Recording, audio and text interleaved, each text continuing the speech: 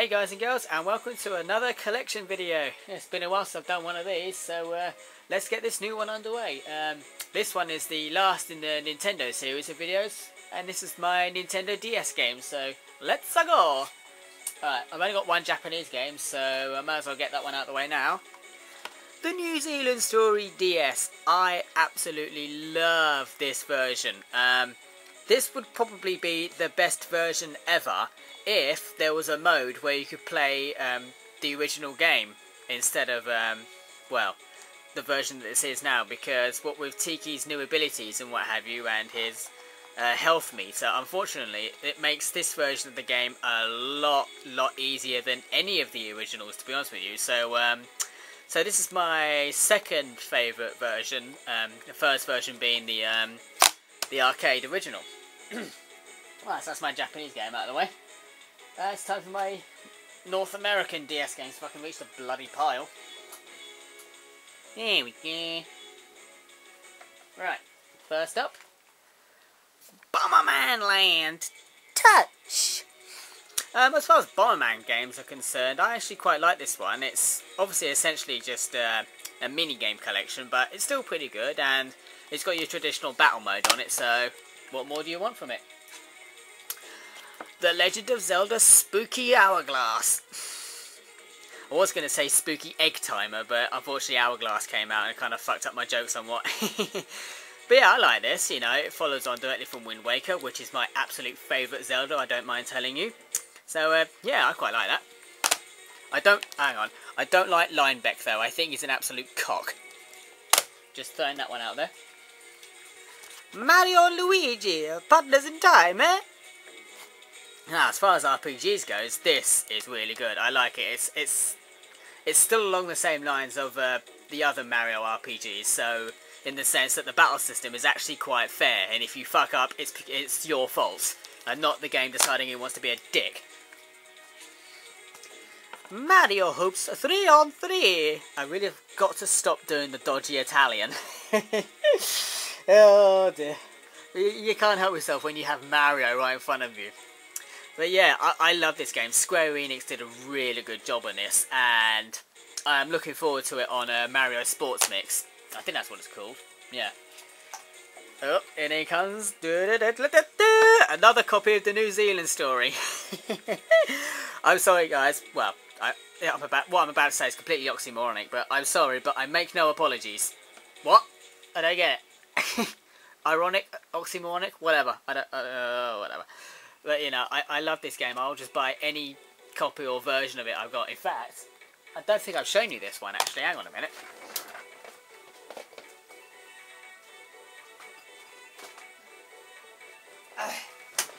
For Christmas, a friend of mine got me the New Zealand Story for the Master System. Now, this game is bollocks hard. I don't mind telling you. I think this is the hardest version I've actually played.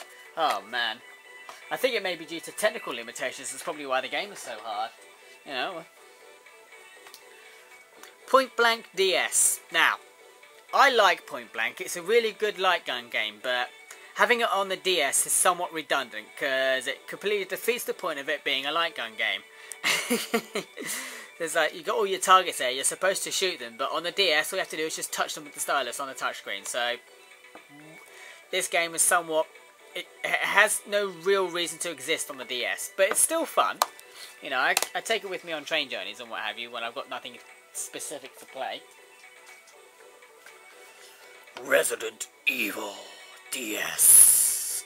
I think I bought this more out of curiosity more than anything else, just to see how the DS could handle it, and yeah, it does it quite well actually. I was really impressed with it. One of the new features that I particularly liked was the automatic knife mode. Well, I call it automatic knife mode, but it's the same as in Resident Evil 4 and 5, where your knife was just automatically assigned to another button and you'd have to equip it in place of your pistol or whatever. Star Fox Command. Now, I've got to admit, I do like this game. You know, I think people give it an unfair rap, you know. It seems like every single Star Fox game that's come out after Star Fox 64, people are just constantly comparing it to Lilac Wars. And I'm chopping and changing between the two names. People are just unfairly, you know, comparing them to that game, and you know they decide that game's shit. Don't matter, it's not Star Fox 64. So what? Seriously, just enjoy the game for what it is. Super Mario Brothers 5, because let's be honest, the new on the end of it is somewhat obsolete now. What with Super Mario Brothers on the Wii, so since this is the 5th proper Super Mario Brothers game, so I'm going to call it Super Mario Brothers 5, and it's actually pretty good. Then again, what do you expect from it? Here's an interesting little curio. Touch Detective 2.5. I think I was more drawn to this by the silly graphics on the back and, well, just what it said on the back, really. I don't know what kind of drew me to it other than that, but it's not too bad. It's essentially a point-and-click adventure, which generally I don't like, but this one's not too bad, I suppose. I've kind of stopped playing it now because I'm stuck at a point and I just can't get past it. I just think, well, if it's going to be this obscure, then I'm just not going to bother with it. It's a shame, really. And finally, Trauma Center Under the Knife. I think it's the same with Touch Detective. I mean, this is a good game, but I've got to a certain point and I just can't do it in time. So I just kind of throwing this to the one side and stop playing it. Shame, really. It's actually a really pretty cool idea, and it's a game that's suited more to the DS than it is the Wii. Right, here we go. Now it's time for my European games. As long as the stack won't fall over. Right, here we go. Do do do do do do do do do do do do do do do. Yeah, you get the idea. Animal Crossing, I've actually stopped playing this now because there's nothing left. There's nothing new left on it. So, but for the entire year and a couple of months that I did play, it was really good, and I was really engrossed in it. Yeah, I sometimes spend up to about 4 hours playing it every day. And that's how engrossing it was, and it was just like, wow. Castlevania Dawn of Sorrow. I quite like this game. The ending was somewhat anticlimactic. I got past the boss and all of a sudden the ending pops up and I was like, oh, is that it? I haven't explored absolutely everywhere on it yet, and to be honest I probably won't either. But it's still a good game nonetheless. I've got to get the other two as well. I guess I'll find them at some point or another. Brain training. How old is your brain? Woo, I quite like this, but unfortunately my sleeping pattern is somewhat erratic at the moment, and I just... it's obviously not doing my brain any good because I just can't keep up with this game, so I just kind of stopped playing it just for that reason. Thomas the Tank Engine. I'm sorry guys, I couldn't resist it. Legend of Zelda Spirit Tracks. I'm actually playing this at the moment. I haven't finished it yet. I've actually got the 4th tablet now, so all the tracks have been restored. I just need to go to the top of the Spirit Tower, which I haven't done yet, so please don't spoil it for me. Project Rabbit! I love this game, it's brilliant. Oh, I haven't finished the main quest on it yet. It's a shame really, because at one point I hadn't finished it because I couldn't get past the 3rd nightmare stage with the cactus and what. It's not a cactus, is it? It's a piranha plant effectively, but I couldn't get past that bit. But now I can. I just haven't got around to it, doing it properly yet. So, but yeah, I love it. I think it's brilliant. I remember taking it down to the pub one time and just like showing people it, and they're like, "Project Rub, are you serious?" And I'm like, "Yes, I am. It is as provocative as it sounds."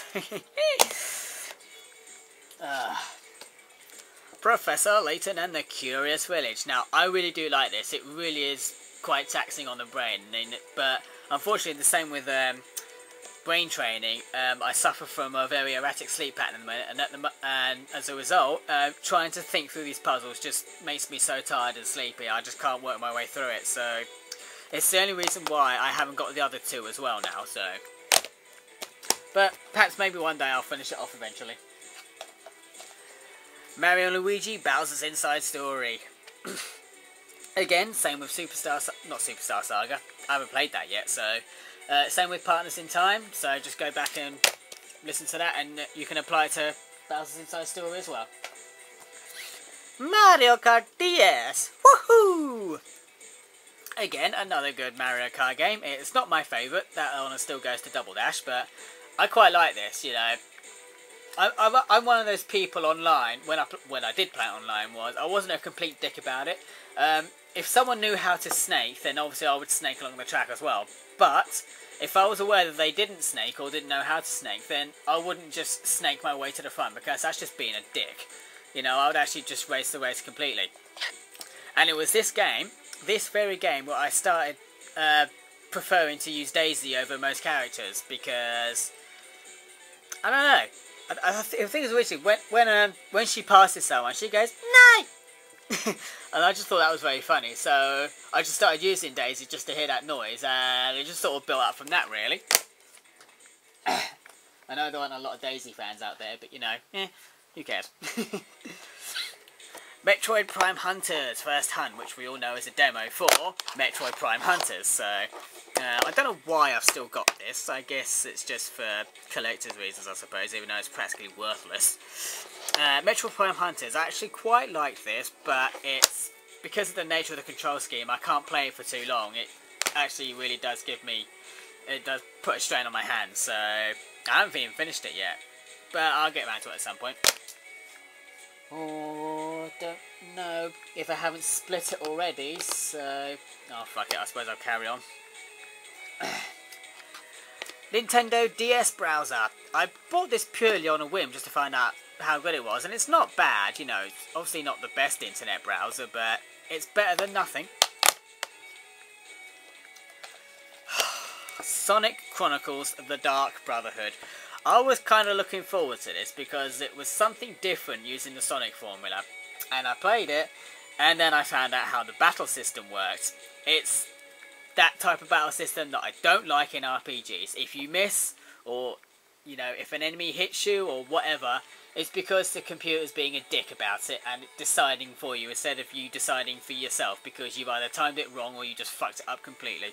So yeah, that game's going to remain unfinished, which is a shame, really. Sonic Rush! Now here's a Sonic game that I do like. Yeah, I've obviously finished it with Sonic Blaze and Super Sonic. There's not really much I can say about this game. You know, I do like it. I did like the direction Dimps took with it. I love how the action takes place on both touchscreens. On both screens, and I so loved the fact that the half-pipe special stage returned in this. That's the only reason why I still play this game, is for those special stages, and I really hope they make a return in Sonic 4 Episode 2, because if they don't, then Sonic Team and I are going to be having some strong words with each other. Maybe. Super Mario 64 DS! Yahoo! Wario! Yeah, I quite like this, but I still prefer the original over this, simply because of the D-pad on this. In fact, the only reason I still play this is because of Mario Poker. And what's that other game where you got to match pairs, but you do it until you can't go anymore, not when there's a certain amount of cards on there. That's the only reason why I still play this now. But the game itself is pretty good. I mean, it's technically impressive for what the DS can handle and how much it can have in the cartridge. But the D-pad, it just doesn't make it the best version, I'm afraid. And finally, looks like we're getting this in one video after all. Ultimate Mortal Kombat 3, because I love me Mortal Kombat. But the only thing I don't like about Mortal Kombat, well, especially Mortal Kombat 3 and Ultimate, and perhaps to a certain extent Trilogy as well. Right, as I was saying before the camera rudely died on me, the only thing I don't like about those three particular games is that the computer tends to cheat on you and just deliberately counter every single move you try and throw at them. So once you reach a certain stage in the game, the computer's right, that's it, doesn't matter what you do, I'm just going to deliberately counter you and you're going to lose. So, ha ha ha. So, yeah, that's not quite. So yeah, that's about it really. Those are my DS games. Whee! Alright, thanks for watching, guys.